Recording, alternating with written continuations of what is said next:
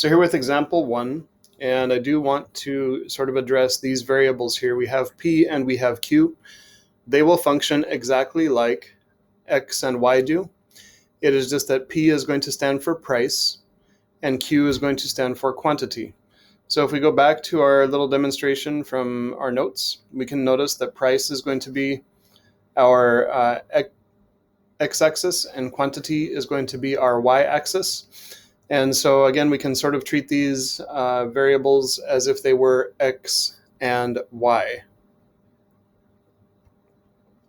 So again, please do not get tripped up on the fact that that's a p and that's a q.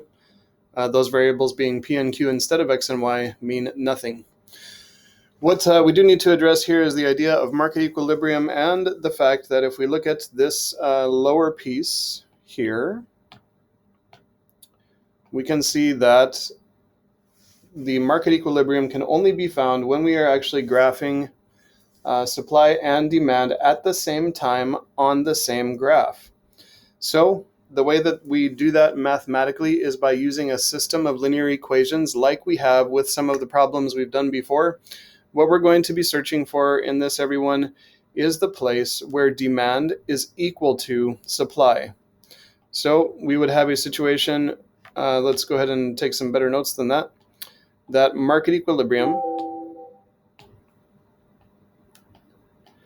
I'm going to abbreviate with ME, occurs when supply, can't spell today, is equal to demand. So in this case, we are looking for market equilibrium. And so we want the demand function to be equal to the supply function. Now, since both this and this are equal to P, they must be equal to each other. So again, P is equal to this and P is equal to this. Since they are both equal to P, they must be equal to each other. And so the way that we're going to handle this, everyone, is straight up by putting the demand function, negative 3Q plus 36 equal to the supply function, which is 4Q plus 1. And again, the Q stands for quantity, and the P stands for price. So let's get Wolfram in here to take a look at this one for us. We will let Wolfram handle the math. We will have negative 3Q plus 36, and you could use X instead of Q if you'd like to.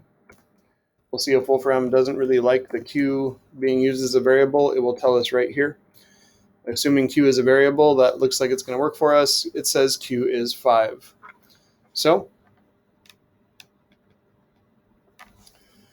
whatever the situation here, everyone, the quantity that needs to be produced to achieve market equilibrium is 5. If the company makes more than 5, they will have to sell it at the sixth one at a lesser price because the market will be less willing to pay the price that they want for it. If they make less than 5, they are losing money because there is still money to be made up to making 5 units, whatever this commodity happens to be. So what we can advise, we're going to answer both A and B at the same time in this one. So market equilibrium is 5 units. And so B asks, if we were the CEO of this company, what would you do? And we're going to use market equilibrium to justify our statement. Many people get the wrong idea in business and decide, you know what, if I make 100 of these, I would make more money. The answer is no, because if you make 100 of them, 95 of them will be sitting on the shelf because no one bought them. Market equilibrium occurs at 5 units. And so you, as the CEO, would advise your company, we will make 5 units. No more, no less. And again, it's the wrong impression to think, hey, if I make 6, I will get more money. You are wrong. If you make 6, you will be spending the money to make it, but not able to sell it at a price that makes it worth producing. We'll talk more about this idea in future problems, everyone. It's a kind of a big idea, and I hope that this is something that I'm doing a decent job explaining and is making sense to you.